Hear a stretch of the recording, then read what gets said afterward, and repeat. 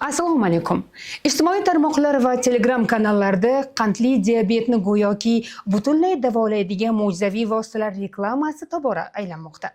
Bir kurs davolaning va qandli diabetdan butunlay qutulasiz kabi va'dalar ishonarli eshitiladi. Ammo ular haqiqatmi yoki odamlarning dardi orqali pul ishlashning yana bir usulimi? Siz Doktor Fakt loyihasini tomosha qilyapsiz. Bugun ana shunday reklamalar ortidagi haqiqatni ochib beramiz. Bu va'dalarga ishonish qanchalik xavfli? Zamonaviy tibbiyot bu haqda nima deydi?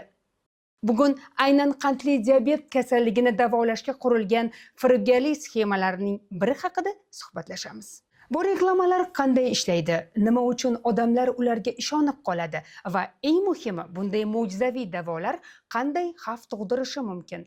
Ekspertimizni taklif etishimizdan oldin qanday xavfni nazarda tutayotganimiz haqida to'xtalib o'tamiz. Mana bu reklamalarga e'tibor bering. Bu bitta yoki ikkita kanal emas. Bir xil matn, bir xil rasmlar va bir xil va'dalar o'nlab Telegram kanallarida bir vaqtning o'zida joylashtiriladi. Ularni har kuni yuz minglab odamlar ko'radi. Endi esa ular qanday usuldan foydalanayotganiga e'tibor qaratamiz. Dastlab qandli diabet asoratlarining dahshatli suratlari orqali bemorlarda qo'rquv uyg'otiladi. Keyin esa bir kursda butunlay sog'ayasiz deya umid berishadi. Uning ortidan 99% samara, nojo'ya ta'siri yo'q, insulin ham kerak emas kabi katta va'dalar beriladi. Bu insonning hissiyotiga ta'sir qilish uchun maxsus tuzilgan reklamaning usuli. Keling, endi eng ko'p targ'ib qilinayotgan mahsulotlardan biri tiran diabetning reklamasi haqida suhbatlashamiz. Reklamada mashhur shifokor nomidan soxta intervyu beriladi. Taniqli san'atkorlar va teleboshlovchilar go'yoki shu vosita bilan sog'aygani aytiladi. Ammo bularning birortasi haqiqat emas, yolg'on. Qo'llanilgan usulga e'tibor bering. Diabet asoratlarining dahshatli fotosuratlari, qo'rqinchli sarlavhalar, butunlay sog'ayib ketish va'dalari. Insulin, metformin va glimiperid bu chiqindi. Samaradorligi 99%. Ikkinchi tur diabetdan butunlay sog'ayish mumkin. Nojo'ya ta'sirlari 0%. Bularning barchasi tasodif emas, balki puxta o'ylangan ongni boshqarish tizimidir. FactCheck.net.uz sayti 2024-yilning mart oyida tekshiruv o'tkazib, quyidagilarni aniqlagan. Reklamada ko'rsatilgan shifokorning ushbu preparatga aloqasi borligi tasdiqlanmadi. Mashhurlar bu mahsulotni tavsiya qilmagan, ularning ismlari ruxsatsiz ishlatilmoqda. Bir xil iqtiboslar turli preparatlar reklamasida paydo bo'lmoqda. Tiran diabet O'zbekiston Respublikasi Sog'liqni saqlash vazirligi huzuridagi dori vositalarini sertifikatlashtirish axborot tizimida ro'yxatdan o'tmagan. Preparatning saytida fikr-mulohazalar qoldirilgan sanalar joriy kunga moslab avtomatik tarzda yangilanib turadi. Ya'ni fikrlar soxta. Reklama sahifalaridan birida to'g'ridan-to'g'ri biologik faol qo'shimcha dori vositasi emas deb yozib qo'yilgan. E'tibor bering, qandli diabetdan butunlay xalos etuvchi vosita sifatida taqdim etilayotgan topinambur yernoki. Bu biologik faol qo'shimcha. Bu vosita reklamasida qandli diabet bilan og'rigan bemorlarni insulin va metformindan voz kechishga undash mavjud. Ijtimoiy tarmoqlarda aylanayotgan vositalar reklamasi va ularning xavfi haqida suhbatlashish uchun studiyamizga vrach-endokrinolog va nutritsiolog Kamila Ishakovani taklif etganmiz. Assalomu alaykum, xush kelibsiz. Assalomu alaykum, taklif uchun rahmat. Kamila, aytingchi, qandli diabetdan butunlay sog'ayib ketish mumkinmi? Qandli diabet unga ta'rif berganda surunkali, retsidiv beradigan kasallik hisoblanadi. Ya'ni oddiy bizning tilda aytilganda surunkali degani har doim, ya'ni davomiy bo'lishi mumkin. Retsidiv beradigan bir uxlab, keyin yana uyg'onadi, bir uxlab, yana uyg'onadi. Ya'ni to'xtatilmaydigan kasallik desa ham bo'ladi. Bu endi hozir oddiy tilda gapiryapman. Bu degani uni butunlay davolash mumkin emas.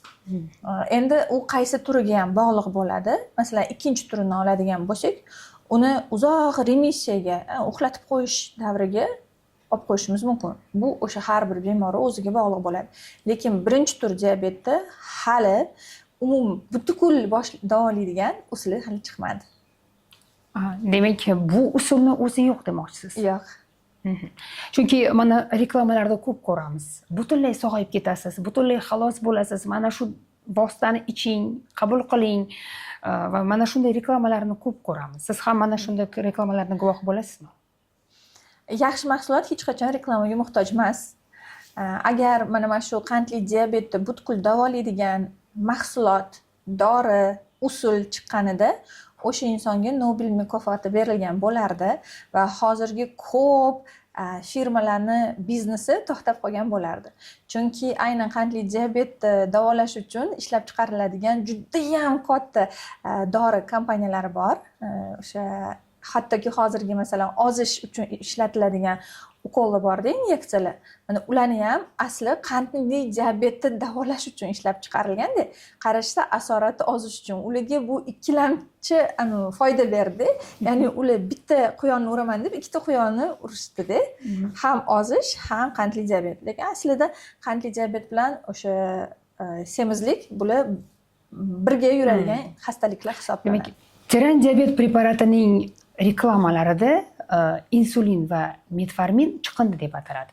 Va bilasizmi, ko'p holatlarda mana shu reklamalarda shifokor tomonidan tayinlangan asosiy dori vositalarini to'xtatib turish va uni o'rniga mana shu preparatni, ya'ni vositani qabul qilish buyuriladi.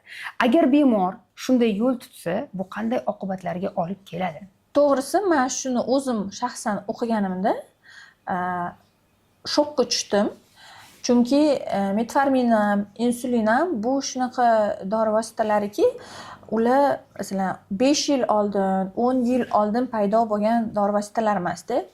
Ular deyarli bir asr ichida o'rganib kelayotgan, qo'llanib kelinayotgan dorilar hisoblanadi va bu dorilarni ishlab chiqaruvchilari har yili million dollarlab shu dorilarni yana ham mukammallashtirish uchun, bemorlarni qo'llash uchun va natijasini ko'rish uchun shu mablag' ajratishadi-da.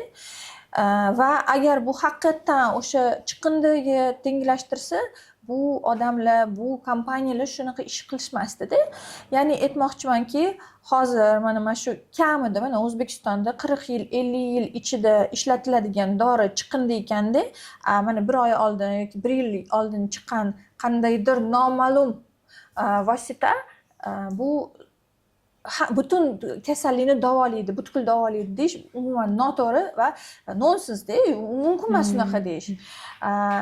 Chunki mana bunaqa narsa, hattoki men o'zim o'qidimda, o'sha har xil havolalar orqali o'tdimda, qarayapman, shu tiran diabetni tavsiya qilayotgan shifokor aslida o'zi bilmaydi shu dorini, ya'ni dori ichishga ham noto'g'ri-da, bu shu vositani reklama qilayotganini.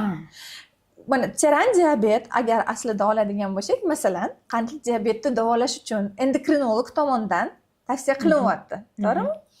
Men kiryapman o'sha havolaga, o'tda umuman endokrinolog bo'lmagan olim, u onkolog, qandaydir jarroh inson. U hattoki bilmaydi. Hattoki u inson ko'rsatuvlarda ham chiqib ehtiyot bo'linglar, ogoh bo'linglar. Hozir mana shu sun'iy intellekt rivojlangan, mani yuzimni, mani ovozimni ishlatib turib, bo'lmag'ur vositalarni reklama qilishyapti deb ogohlantirganda. Endi o'zingiz o'ylang, mana bir necha 100 yil ishlatilgan, tekshirilgan preparatmi yoki yaqinda chiqqan va keng reklama qilinayotgan preparat. Yaxshi narsa shunaqaki, xuddi bir ruschada aytadi-yu, sarafanli radio, ya'ni bir-biriga aytiladi. Bu narsa sotilmayaptiki yoki qanaqadir isbot bazasi yoki u reklamaga muhtoj bo'lyapti-da, shunaqa narsa. Afsuski bizani odamlarimiz juda ham ishonuvchan. Hozir ijtimoiy tarmoqning kuchi hammani e'tiborini shunaqa jalb qilyapti o'ziga.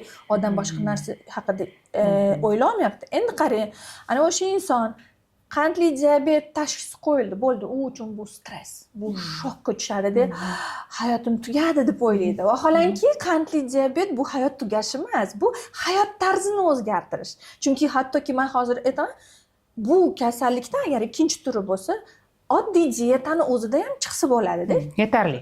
Yetarli shu.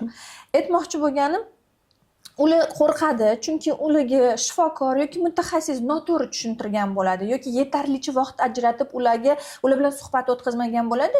Ular qanaqadir yomon kasallik ekan deb tushkunlikka tushib qolishadi. O'sha payt bizda ijtimoiy tarmoqlarda qandaydir sehrli reklama chiqyapti, ular aytadi, "Ha, mana shu narsa kerak ekan" deb uni narxiga qaramasdan ham olmoqchi bo'lishadi. Ya'ni cho'kayotgan inson uchun bitta cho'pchi bo'lsa ham o'shanga ushlab oling deydi-da. Agar mutaxassis o'tirib, shifokor, keling, men sizga tushuntiray, bu unaqa qo'rqinchli tashxis emas, bu faqat hayot tarzini o'zgartiradigan narsa desa, u dorilargacha ham, hattoki o'sha metformin yoki insulingacha ham yetib borishmaydi-da. Shunda mana faqat hayot tarzimi va hayot tarzi va unga qo'shimcha tarzda, ya'ni parhezlar, o'sha umuman harakatni qo'shilishi, doimiy harakatda bo'lish, qonni quyilib qolmasligi uchun yoki bo'lmasa o'sha qand tarkibida qand va shakar, glyukoza bo'lgan mahsulotlarni iste'mol qilmaslik yoki yog'li taomlarni iste'mol qilmaslik. Bu yerda to'g'risini aytaman, ko'p bemorlar mana shu parhezni tutmaslik uchun ham, shunga rioya qilmaslik uchun ham birato'la xalos bo'lib qo'ya qolishni va mazza qilib yana oldingidek hamma narsani iste'mol qilishni istashadi va shuning uchun ham sehrli tayoqchani izlaymiz biz hammamiz o'zi. Bu 100% mif, chunki unaqa narsa bo'lmaydi. Xuddiki biz mana o'qishdan boshlaydigan bo'lsak, o'qish mana shu kitoblardagi ma'lumot yoki internetdagi ma'lumot birdaniga miyaga kirib qolmaydi. Siz uni o'qishingiz kerak. Uni ham qanaqadir tartibi bor, to'g'rimi? Mana maktabga boramiz, keyin oliygohlarga kiramiz, ya'ni o'qib o'zimizni ustidan ishlab yuramiz. Uylarda biz masalan tozalikka rioya qilamiz. Bir kunda bo'lmaydi-yu. Har kuni ozgina qanaqadir harakat qilasiz. Ya'ni bu yerda ham qanaqadir tartib bor. Tarbiyamizda biz birdaniga aqlli yoki tarbiyali bo'lib qolmaymiz. U yerda ham qanaqadir mehnat bor, vaqt bor. Kasallikni tuzalishida ham qanaqadir o'sha tartibga rioya qilish kerak. Hech qachon shunaqa bo'lmaydi. Men xohlagan narsamni yeyman, xohlagan payt yeyman. Chunki tanaga uni yaxshi ishlashi uchun siz shunchalik e'tibor berishingiz kerak. Qo'pol taqqoslash, lekin men mashinani olaman-da. Mana hozirgi paytda bizani odamlar mashinaga ko'proq e'tibor qiladi o'ziga nisbatan. Mana masalan, mashinani moyini vaqtida almashtiradi. Anaqa hozir mana elektrokarlar chiqqan vaqtida zaryadka qiladi. O'zimizga kelganda vaqtida uxlamaymiz, vaqtida yemaymiz, vaholanki o'sha moy almashtirish yoki zaryadka qilish bu ham bizda o'sha bepul olinadigan qanaqadir usullar hisoblanadi-da. Demoqchimanki, odamzod shunaqa darrov e'tibor bermaydi, yuradi toki qanaqadir qaytmas asorat bo'lgunicha. O'shaning uchun agar boshida e'tibor bersak, o'sha parhez bilan, jismoniy mashqlar bilan chiqib ketishimiz mumkin. Agar asoratigacha yetib boradigan bo'lsak, unda albatta dori qo'shish kerak bo'ladi. Siz hozir juda muhim ma'lumotni aytdingiz. Agar bemorga qandli diabet tashxisi qo'yilgan bo'lsa, dastlabki o'sha bu tashxis qo'yilgan vaqtda, dastlabki davrda u o'sha tavsiyalarga rioya qilgan holda o'zidagi holatni, ya'ni xalos bo'lishi ham mumkin diabetdan. To'g'rimi? Ya'ni ma'lum bir vaqtga remissiyani. Agar xalos bo'lish desam aldoqchi bo'lib qolaman, remissiyaga, ya'ni uxlatib qo'yishimiz mumkin. Chunki agar ikkinchi tur diabet haqida gapiradigan bo'lsak, u ko'proq semizlik bilan birga yuradi, yonma-yon yuradi dedim-a. Ana o'shanda bizda mana qandli diabet o'zi nima? Qandli diabetda biz yegan, ichgan ovqatdagi qand hujayraga kirish kerak, ya'ni bizga quvvat bo'lishi uchun. Hujayraga kirmadimi, siz quvvat olmaysiz. O'sha hujayraga kirish uchun bizga taksi kerak. Taksi bu insulin degan gormon bajaradi. Ana o'sha insulin yo ishlamaydi yoki sifatsiz bo'ladi, birinchi turda umuman yo'q bo'ladi. Bu degani siz yegan ichgan qandingiz hujayraga bormaydi.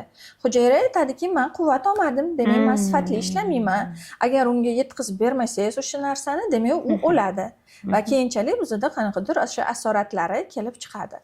Shuning uchun aytmoqchi bo'lganim, bizda asosiy maqsad mana shu energiyani yedik, yeb ichishimiz bu energiya uchun, bu prosta mazza qilish uchun emas. Shuning uchun uni yedik, uni yetkazib borishimiz kerak. Yetkazib borish uchun o'sha taksi bo'ladimi, avtobus bo'ladimi, samolyotmi, o'sha fermentlarimizni joyiga qo'yishimiz kerak. Va semizlikda mana shu insulin degan gormon sifatli ishlamaydi. Ya'niki u qand bilan yoki do'st bo'la olmaydi, yoki yetkazib bora olmaydi, yoki borganda o'sha hujayrani qand uchun ochib bera olmaydi-da.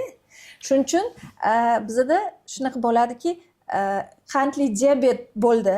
Agar u odam ozsa, ortiqcha vazni bo'lmasa, bo'ldi, qandli diabetdan xolos bo'ldi deganida. Ozmadi, demak, qandli diabet bilan yuradi. Siz shifokorsiz, endokrinologsiz va sizni qabulingizga ko'plab bemorlar kelishadi. Va shunday bo'lganmi, mana hozir biz aytib o'tgan holatlarda, ya'ni reklamani ko'rib qoldi, deylik, tiran diabet yoki bunday vositalar ko'p va o'zini asosiy shifokor tomonidan tayinlangan davo vositasini, dorisini, preparatni bekor qildi va o'shanga o'tib oldi va u qandaydir salbiy oqibatlarga olib keldi. Mana shu real misollar bormi? Juda ham ko'p bunaqa misollar. Birinchidan aytmoqchimanki, afsuski hozir masalan qandli diabet ikkinchi turi deydigan bo'lsak, biz oldin yoshi katta insonlar deydigan bo'lsak, hozir yoshlar ko'p. 27 yosh mani patsientlarimdan 30 yoshda qandli diabet bo'lyapti. Ikkinchidan, mana bizda endokrinologlarni umumiy chati bor-da. 1000 dan ortiq O'zbekistondagi eng o'sha nufuzli, haqiqatan o'sha tajribasi katta endokrinologlar bizga o'sha chatga yuboriladi bu narsa, lekin afsuski biz bunga hech nima qila olmaymiz. Hattoki bizning kuchli professorlarimiz ham shokda bo'ladi shu informatsiyani ko'rib. Chunki mana bunaqa bo'ladi, aytganingizdek, qandli diabeti bor, qandi baland. Inson o'sha reklamaga tushadi. Nimaga? Chunki u o'zini yomon his qiladi, o'ylaydiki, hozir shu vositani olsam, men yaxshi yengil bo'laman deydi-da, aldanadi. O'shani falon pulga oladi. Bu yoqdagi dorilarni to'xtatadi va o'sha narsani ichib yuradi. Endi qarang, qand yana ko'tarilishni boshlaydi, odam buni darrov sezmaydi. Keyin komaga tushib qolishi mumkin. Ko'zi ko'rishi yomon bo'ladi, ko'r bo'lib qolishi mumkin. Pochkasi отказ qiladi. U uchun keyin kim javob beradi? Baribir ham keyin biz o'sha endokrinologlarga boradi, lekin davolash taktikasi o'zgaradi. Juda ham boshqa naqa kuchliroq lecheniya qilish kerak bo'ladi-da. Ya'ni aytmoqchimanki, bu ko'p narsa. Ya'ni o'sha endokrinologlarni faqat meni tajribam emas, o'sha minglab endokrinologlarni tajribasi. Ko'p bemor keladi, men to'xtatdim, men uni ichdim deydi. Buyrakdan shikoyat, o'sha ko'rishidan shikoyat. Endi u mayli, ya'ni bilasizmi nima? Mana qandli diabetda asorati qanaqa? Qo'pol qilib aytganda, mana biz sahr ko'ramiz-ku, kristal shaklida bo'ladi. Qonda ham u o'shanaqa kristal shaklida bo'ladi, har bitta tomiri o'sha devorini qiradi. Endi u tomiri devori qirilgandan keyin organizm uni davolagisi keladi, o'tga hamma o'sha qondagi mahsulotlarni yuboradi himoya qilish uchun-da. Yog'li bo'ladimi, qonni ivitadigan tizimga tegishli bo'ladimi, erta blashka hosil bo'ladi. Xuddi mana yara hosil bo'ladi. Bu blashka kattalashib tomiri to'sib qo'yadi. Bu tomir to'silgandan keyin istagan organ ishdan chiqishi mumkin. Yurak infarkt bo'ladi, insult, ya'ni qon tomirlar. Bu-ku sizda darrov namoyon bo'ladi-da. Agar oyoqda masalan shu tomir yopilsa, o'sha odam bir kun qiynalmaydi. Kerak bo'lsa bir necha oylab qiynaladi, chunki oyog'i chirishni boshlaydi. Bu shunaqa kuchli og'riq bo'ladi, ana o'shanda hech qanaqa oddiy dori yordam bermaydi. U anaqa bat yoki qanaqadir reklama qilingan vosita ham mayli, даже bizlarni o'sha isboti bor kuchli vosita ham yordam bermaydi, oyoqlarini kesib tashlashadi. Afsuski buni reklama qilishmaydi. Agar buni reklama qilganda odam qo'rqib shunaqa yolg'onchi narsalarga ishonmagan bo'lardi. Reklamalarda tiran diabetining asosiy tarkibida topinambur va kurkumin borligi aytilmoqda. Qanday o'ylaysiz? Mana shu kurkumin va topinamburdan qandli diabetni davolashda foydalaniladimi? O'zi foydasi bormi bu vositalarning? Men ularga qarshi hech nima deya olmayman, chunki bu tabiiy mahsulotlar. Bizda mana shu tabiiy mahsulotlarning foydasi haqiqatan bir necha asrlar davomida namoyon bo'ladi. Kurkumin bu zarchava-da. biz uni oshga solamiz masalan, har xil ichimliklarga solamiz, pishiriqlarga solamiz. Topinambur bor. Topinambur ham bizda o'sha qandli diabetda qaytaga tavsiya qilinadigan mahsulotlar tarkibida kiradi. Lekin ular dorini o'rnida ishlatilmaydi. Ular qo'shimcha sifatida ishlatilishi mumkin. Agar kurkumin haqida gapiradigan bo'lsak, bu tabiiy bo'lsa ham uni o'zini kerakli miqdori bor. Masalan, shunaqa men holatlar eshitdim, bizda emas, lekin bu Amerika Qo'shma Shtatlarida. Aynan shu kurkumin qo'shilgan mahsulotlar batlardan o'tkir zaharlanish juda ham keng bo'lib ketdi-da, tarqalib ketdi. Chunki uni o'zini dozasi bo'lish kerak-da. Bir xil odamga bu to'g'ri keladi, bir xil odamga to'g'ri kelmaydi. Agar boshqa mahsulotlar aytiladigan bo'lsak, men ham o'qidim-da, endi ichida aytyapti, insulin bor deyapti. Bu yerda insulin yo'q. Insulin bizning organizmda bo'ladi va u oshqozon osti bezi orqali ishlab chiqariladi. U yerda inulin degan modda bor. Ana o'sha inulin qisman xuddi qandni unaqa tez ko'tarilmasligiga yordam beradi. Bizda qandli diabet shundan qo'rqamiz-da, qand tez ko'tarilib ketishidan. Ana o'shanda siz mana shu mahsulotlarni solganingizda ovqatlar tarkibiga badam nima bu? Biologik faol qo'shimcha. Ya'ni bu qandaydir ovqatlanishga qo'shadigan, xuddi murch, zarchabalarga, nima deydi, achchiq narsalarga o'xshagan, tuzga o'xshagan narsalarda uni kam miqdorda qilasiz. Siz uni ko'p berdingizmi, qaytaga o'zingiz ziyon qilib qo'yishingiz mumkin. Ya'ni bu yerda xulosa, qisman ular sog'lomlashishga yordam beradi, lekin kasallikni davolamaydi. O'sha topinambur tarkibida inulin bor, u qandni sekinroq ko'tarilishiga sababchi bo'ladi. Lekin u degani siz hozir qandli diabetdan xalos bo'ldingiz degani emas. Demak, o'sha qandli diabet bilan og'rigan bemorlarga tavsiya etilgan asosiy davo vositasini o'rnini bosolmaydi. Bosolmaydi, aniq. Bu faqat qanaqadir ovqatga qo'shimcha, ya'ni xuddi uni foydaliroq qilish uchun. Reklamada aytilishicha, ushbu preparatni qabul qilgan bemorlar, ya'ni o'sha tiran diabetni qabul qilgan bemorlarning 99% qandli diabetdan xalos bo'lishibdi. Va 100% da esa nojo'ya ta'sirlar kuzatilmabdi. Shifokor sifatida bunga fikringiz? Ijtimoiy tarmoqlarda berilgan informatsiya uchun biza hech qachon 100% ishonmasligimiz kerak. O'sha 99% davo topgan insonlarni ular ko'rsatib bera olmaydi ham. Bunaqa havolasi ham yo'q. Misol men o'tmoqchi bo'lsam ko'rmadim. Agar yana bir marta aytaman, agar shunaqa bo'lsa, haqiqatan o'sha ishlab chiqaruvchilarga Nobel mukofoti berilgan bo'lardi va hozirda bizda qandli diabet bilan og'rigan bemorlarga bu qanaqadir yengillik bo'lardi-da. Bu qandaydir yuqori darajada dunyoni, o'sha hayotimizni o'zgartirgan bo'lardi. Ayniqsa biz endokrinologlarning ishimizni o'zgartirgan bo'lardi. Shuning uchun bu 100% yolg'on. 100% hech kimga nojo'ya ta'sir qilmadi degani, demak bu bizga shunaqa xayol keladi, balkim bu pustishkadir. Ya'ni bizdacha hattoki shu kuchli dorilarni ishlab chiqarilganda avval uni tekshirishdan o'tkazishadi. Guruh insonlarda uni berib ta'sirini ko'rishadi. Shu guruh insonlarni ikki guruhga bo'lishadi aslida. Bitta guruhiga shu dorini beradi, bir xillari, ikkinchi guruhga esa platsebo, ya'ni pustishka dorini beradi. Ana o'sha dori ularga hech qanaqa nojo'ya ko'rsatmaydi, lekin bilasizmi, odam mana bunaqa narsada o'zini ishontirsa ham davolanadi. Bu isbotlangan narsa.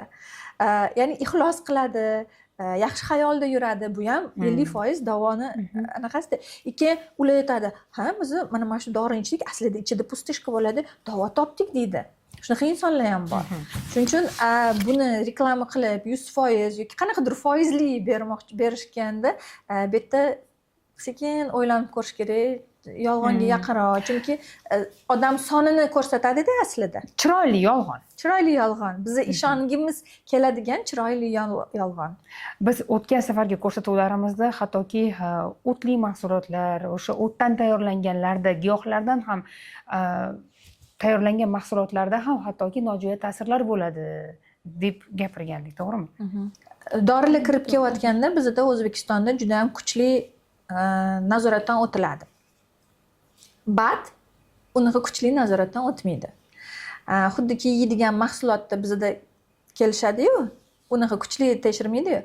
Dorini o'sha tarkibi bo'yicha ham tekshirib chiqishadi. bu dori bo'lmagani uchun ham bemalol kirib, dori bo'lmagani uchun ham reklama qilinyapti. Chunki dorilarda, masalan, retsept bilan berilgan dorilarda reklama qilish mumkin emasda. O'zini reklama qoidalari bor. Hattoki bizni o'sha Oynai jahonda ko'rayotgan, radioda eshitayotgan reklamalarni qaraydigan bo'lsak, nojo'ya ta'siri bor. Mutaxassis bilan qo'llashdan oldin maslahatlashing degan bor. Ko'p u dorilarni retseptsiz sotiladigan dorilar hisoblanadi.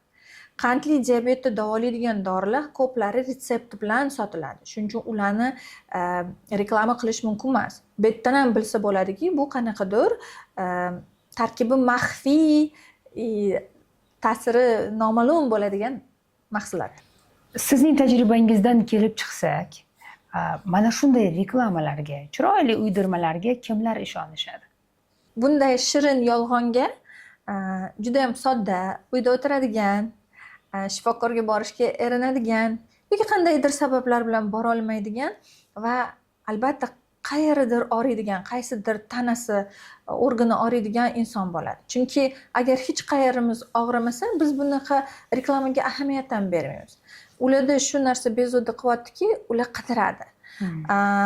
Bizda mana bunaqa izlanish o'qidimda, ongi ostimizda bor-ku, ongi ostimizda qiladigan reaksiyasi u siz eshitgan ma'lumotdan oldin tayyorlanar ekan. Shunchalik biz sezgir ekanmiz-da. Shuning uchun hattoki mana bunaqa bo'ladi, bilasizmi? Ijtimoiy tarmoqda o'tiribsiz yoki qandaydir kitob o'qiyapsiz, oldingi kerakli bo'lgan ma'lumot chiqib qoladi. Ertasi men shu ma'lumotni kutyotgandim deydi-da. Keyin ulardacha reklama qo'yayotgandacha yoshi, o'rtacha yoshi, masalan, jinsi, nimaga qiziqishi ham target qilinadi-da. Aynan o'sha insonlarda bu chiqib qoladi. Boshimiz og'risa, albatta biz bosh og'rig'ini to'xtatadigan dori qidiramiz-da yoki usulini qidiramiz. Ularda shu narsa og'riyaptiki, dilini og'rityapti yoki diskomfort chaqiryaptiki, ular o'sha narsaga ko'radi, darrov ishonadi. Kamila, preparatlar reklamasidagi qaysi belgilar bu pul ishlash yo'li yoki bir firibgarlik belgilari sanaladi? Shuni sanab o'tsangiz. Bilasizmi, hozirgi reklamalar shunaqa ishontiradiki, hattoki sun'iy intellekt orqali umuman bu narsaga qo'shilmagan odamni yuzini, ovozini o'xshatishlar bor-da. Shuning uchun mana men bu belgi bo'yicha ishonmaylar yoki bu ishonchli belgi deya olmayman-da. Chunki bir xilida o'zim ham aldanib qolaman. O'zim ham shunga qiziqaman-da.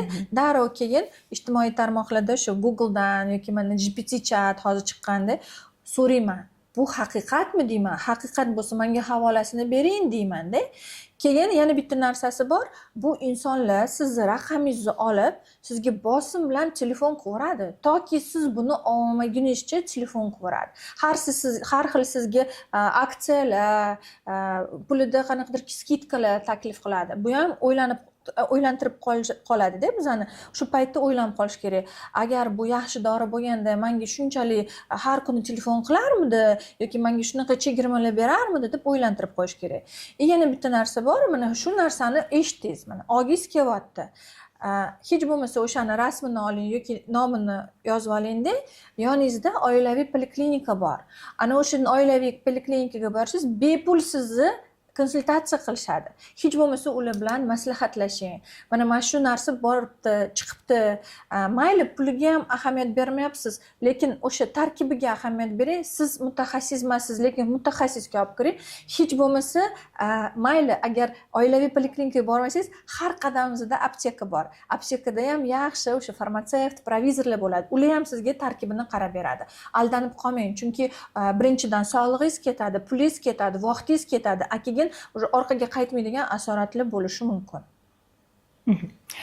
Menda bir necha checklist bor, ya'ni surunkali kasallikdan butunlay sog'ayib ketish va'dasi, shifokor tomonidan tayinlangan dorilardan voz kechishga chaqiriqlar, samaradorlikning aql bovar qilmas ko'rsatkichlari, ya'ni yuqori ko'rsatkichlar, mashhurlar va noyob shifokorlarning fikr mulohazalari, sun'iy taqchillik, 1500 ta qadoq qoldi, o'sha siz hozir aytib o'tganingizdek aksiyalar, maxsus chegirmalar, mana shunday chegirmalar, xarid qilish vaqtida hayotidagi o'yin elementlari, ya'ni yutuqli o'yinlar, chegirmalar va maxsus eshiklar, bu vositalarning dorixonalarda yo'qligi, bu ham bir qizil bayroqmi? Albatta, red flag deydi-yu hozirgi paytda. Bilasizmi, bu narsa qanaqadir vitamin, minerallar uchun qilinsa yarashadi-da. Qandli diabet bu jiddiy kasallik. Shuning uchun unga unaqa chegirmalar yoki deylik har xil aksiya yoki bosimlar yoki qiziqtirishlar bo'lmaydi. Uni odam o'zi xohlab ichmaydi. Uni shifokor tavsiyasi bilan ichadi. Shifokor bilmasligi yoki dorixonalarda bu dorilar haqida bilmasligi bu biz uchun eng qizil ko'rinadigan bayroq hisoblanadi. Ya'ni ichmagin degan, ishonmagin degan bayroq. Yana bir red flag bu o'sha rasmiy tibbiyotni obro'sizlantirish. Bu ham juda ko'p reklamalarda kuzatilar ekan. Demak, qadrli tomoshabinlar, mana shu yuqorida aytib o'tilgan belgilarni kuzatsangiz, menimcha va albatta shifokorga murojaat qilib, mahsulotni mana shu tarkibini mutaxassisdan o'qib berishlarini, tahlil qilib berishlarini so'rasangiz, menimcha ko'p masalalarga oydinlik kiritiladi va har holda salomatligingizni o'zingiz bilan saqlab qolasiz deb o'ylaymiz. Va shunday reklamalarni ko'rib umid bog'layotgan odamlarga, insonlarga maslahatingiz? Avvalo odam tushunib bilish kerak. Qani, menda o'sha kasallik bormi yoki yo'qmi? Uni belgilari bor.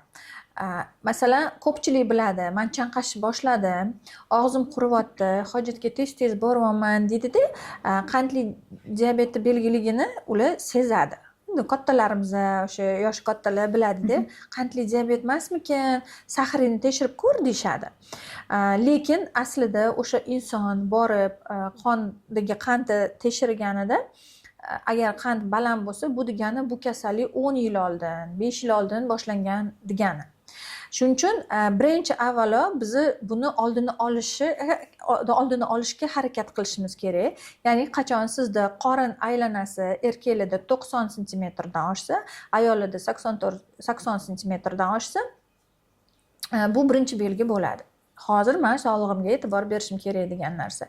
Keyingisi, agar teri rangi o'zgarganda, masalan, bizani mana shu qo'limizni, tirsagimizda, tizzalarimizda qorayishi, bu ham уже qandli diabet yaqinda sizga keladi degan muammo. Bunda har doim ham bizda semizlik bormi, yo'qmi, muhim emas, chunki ozg'inlarda ham bu narsa bo'ladi. Bo'yinda va tananing boshqa a'zolarida papillomalar chiqisha boshlaydi-da. Keyin yana shunaqa narsa bo'ladiki, ularda qon bosimi muammolari boshlanadi. Ular hammasi yonma-yon birga kelaveradi. Ana o'shanda bu birinchi belgi bo'ladiki, menda qandli diabet bo'lishi ehtimoli yuqori bo'lyapti deydi-da. Ba'zi shifokorlar insulinga topshirtiradi. Insulinga topshirganda laboratoriya o'zi yana sanab beradi. Indeks Homa degan narsasi bor. Ya'ni qandli diabetga sizni yaqinlashtiradigan xavfi qanchalik shuni sanab beradi.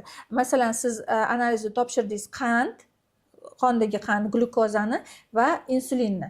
Indeks Homa uni sanab beradi-da, sizda masalan qaradingiz, qandim norma, insulinim norma, lekin indeks Homa haqiqiy sizni qandli diabetga yaqinlashganingizni qarab beradi. Уже keyin insulin yo tugab qoladi, yo sifatsiz ishlaydi. Insulin rezistentlik holati bo'lganda, sizda mana shu chanqash belgilari, hojatga tez-tez borish belgilari, ayollarda ko'pincha kandidoz bo'ladi, osti qichiydi, yaralar bo'ladi-da, ular bitmaydi. Yaralar bo'ladi-da, ular bitmaydi. Mana bu qandli diabet bor deganida. Ana o'shanda qanaqadir mahsulotlar emas, darrov shifokorga yugurib, o'sha oilaviy poliklinikadami, endokrinologiyadami, endokrinolog shifokorgami farqi yo'q. Hamma shifokor, hattoki birlamchi o'sha tizimdagi shifokor ham biladi. Birinchi yordam ko'rsatishi, birinchi tavsiya qilishi. Ana o'shanga ularga borib, o'zingizga aynan sizga to'g'ri keladigan lecheniyani olishi tavsiya qilgan bo'lardim-da. Yana bitta narsa, mana kutmaylik demoqchiman. Nimaga men hozir bu belgilarni aytdim? Kutmang. toki siz uni o'sha cho'zilib mayli hozir ertaga borarman indinga borarman degunizcha bu ikkita organni birinchi o'rinda buzadi. Ko'rishi, chunki eng mayda tomirlar bu ko'zda bo'ladi и pochkani. Ana o'sha ko'rish bilan pochka уже shikastlanganda, o'sha tomirlar shikastlanganda bizda oddiy dorilar yoki oddiy mana shu vositalar yordam bera olmaydi. Shu o'rinda bitta savol, mana hozir analizlar haqida gapirdingiz, qon tahlillari deymiz. Agar inson o'zida o'sha og'iz qurib qolishi, tez-tez chanqashni kuzatsa va mana shu belgilarni kuzatsa, qon tahlilini qaysi birini topshirgani ma'qul yoki ikkalasi, insulin rezistentlik va qandli diabetni o'ziga o'sha glyukozani qondagi miqdorini tekshiradi, to'g'rimi? Agar o'sha inson o'zida qandli diabet bormi yoki yo'qmi bilish uchun laboratoriyaga borganda birinchi o'rinda qondagi qandni tekshiradi. U 3.3 5.5 millimol na litr baland bo'lmasligi kerak. 5.5 dan oshdimi, bo'ldi, bizda qanaqadir o'sha xavf bor. Uni shifokorga boradi, shifokor unga yoki proba qildiradi, glyukoza tolerantni test yoki o'zi o'sha olib boradi unda tavsiyasi bilan. Glikirованный gemoglobin degan tahlilimiz bor. Glikirованный gemoglobin 3 oy ichidagi qondagi qandni ko'rsatib beradi. Chunki bizda shunaqa bo'lishi mumkin, явный qandli diabet emasda, нарушение толерантности bo'ladi. Ya'ni bugun yaxshi sizda qondagi qand, ertaga yomon. Indinga nervni qildingiz, asabiylashdingiz, yana baland. Shuning uchun bugun yaxshi bo'lganda siz topshirdingiz deysiz, yo'q, menda qand yo'q deysiz, aslida sizda bor. Sizda уже нарушение ketyapti-da, o'sha buzilish ketyapti. Shuning uchun ehtiyot bo'lish kerak. Shuning uchun insulin har doim ham tavsiya etmayman, chunki insulin rezistentlik borligini tashqi ko'rinishdan ham bilsa bo'ladi. O'sha aytganim, tirsak, tizza qorayishi, papillomalar chiqishi, qorin aylanishi katta bo'lishida. Lekin agar bu insonda qandli diabetda masalan boshqa turi, birinchi turi biz o'ylasak, ana o'shanda insulin tekshirishimiz mumkin yoki C-peptid. Oddiy inson nima qiladi? Bordimi, glyukoza крови и glikirованный gemoglobin tekshirsa, явно hammasini ko'rsatib beradi. Demak, tushunishim bo'yicha teran diabet bu biologik faol qo'shimcha va u qandli diabetni davolamaydi. U faqat asosiy shifokor tomonidan berilgan ko'rsatmalar asosida asosiy dori vositasiga yordamchi sifatida qo'llaniladi, to'g'rimi? Juda chiroyli ta'rif berdingiz. Istagan, bu hozir teran diabet deb nomida chiqdi. Ertaga boshqa nom bilan chiqishi mumkin. Agar sizga shu dorini bo'ldi, butkul davolaydi dedim, bo'ldi, shu unga shunaqa chiziq qo'ying, bo'ldi. Bu kerak emas mahsulot degan chiziq. Ba'zi bir o'sha bad qo'shimchalar bor, ular asosiy davoga qo'shimcha bo'lishi mumkin va ijobiy natija berishi mumkin. Suhbatingiz uchun katta rahmat. Vaqtingizni ayamay studiyamizga tashrif buyurganingiz uchun katta rahmat. Sog' bo'ling. Rahmat. Teran diabet diabetni davolaydigan dori emas, u biologik faol qo'shimcha. Reklamalarda soxta shifokorlar mashhurlarning turli va'dalari, iqtiboslari va soxta va'dalari bor. Ammo bu eng katta muammo emas. Asosiy muammo bu odamlarni ana shunday reklamalarga ishonib, shifokorlar tomonidan berilgan asosiy dori vositasini to'xtatib qo'yishida. Bu esa kasallikning og'irlashishiga, ayrim holatlarda esa inson hayotiga xavf tug'dirishi mumkin. Agar kimdir sizga surunkali kasallikni bir kursda 100% yoki kafolat bilan davolashni va'da qilayotgan bo'lsa, ehtiyot bo'ling. Haqiqiy tibbiyot mo'jiza va'da qilmaydi, lekin u ilmiy isbotlangan usullar orqali kasallikni nazorat qilish va insonning to'laqonli hayot kechirishida yordam beradi. Salomatligingizni reklamaga emas, dalillarga ishonib asrang. Bu Doktor Fakt loyihasi edi. Keyingi sonlarda ko'rishguncha.